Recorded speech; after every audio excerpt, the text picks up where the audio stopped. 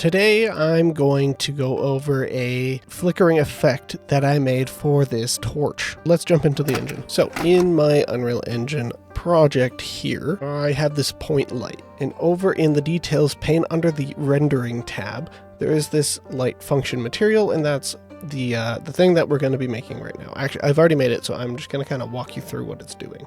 All right, so here we have our flickering light material. Now, if you notice, this guy has about 4 parts to him, and I'm gonna kind of go over what these are doing. But first things first, if you're gonna follow along and kind of, do this for yourself, your material will look like this at first. So what you're gonna wanna do is click on this guy, find the material domain in the details pane on the left, and change it from surface to light function. And now, as you can see, it has changed to have a emissive color input. And that's all we're going to need for our flickering effect. Right, so there's a bunch of garbage here. What do I do with it? So most of the tutorials that I've seen online have this bit right here, which in itself works pretty okay. So I'm just going to hit this little play button on this frac node, and that's going to let us preview it on our left-hand side material. And as you can see, there's a decent flicker effect. Now, for me, it's pretty slow because I have my flicker speed set really low. If I change that to 1, this is probably what you're going to see on the internet generally. So what do these nodes really do? We've got time being multiplied by some variable that I have named flicker speed. So this is basically just saying, hey, how fast is time going to be? And then we're feeding that into a sine wave. So we'll be getting the sine over time. So it's going to be our wave that kind of goes woo, woo, woo. And then this frac node takes in values and outputs the decimal part of those values. So sine wave goes from 1 to 0 in this kind of looping pattern. It's going to spit out all of those fractions, which gets you that kind of flickery effect as the sine wave kind of goes whoop, whoop, whoop, whoop, whoop. So what's the rest of this garbage? Well, I saw another video where somebody did this add function after the frac, and all this does is make sure that this flickering effect always has some luminance to it.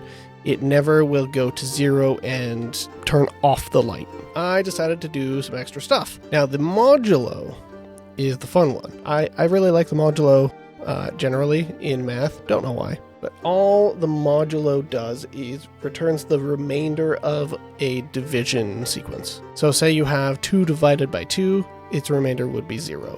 If you had 3 divided by 2, your modulo would spit out a 1 because you have a 1 remaining out of the numbers that don't divide nicely. I created a flicker modulation variable. I have this. If you look over in our details pane in the UI, the control type I have under numeric, I have a minimum and a maximum. So I never want this to go to 0 because divided by 0 is bad. And I don't want to go to the maximum because visually having it at 1 didn't look like it did anything. I'm not a math guy, so that's my understanding. If we preview the modulo, I think this looks a little bit more sporadic. And then if we do the addition so that it never reaches brightness of 0, you can see it goes dim just a little bit and then it gets kind of bright. That brightness was an issue in my case. It might not be for your project, but there was a lot of variance. Basically, this minimum value is being added to whatever brightness value is getting spat out of this modulo. So when it's at its darkest, it's going to actually be 0.6. When it's at its brightest, it will probably be 1.6, which was too bright for me. So what did I do? Clamped it. The clamp minimum should never really be below 0.6, but this is kind of a precaution. And then I clamp my maximum to 0.8. So realistically, I should only have values between 0.6 and 0.8 for the brightness. And that subtle flicker looks really good in my opinion. So then I squished everything together because I think it looks nicer. Now I just want to point out that I made all of these scalar values parameters. So when you go into the material instance, you'll have this global scalar parameter values drop down, and it'll have all of your parameters in here that you can modify it till your heart's content.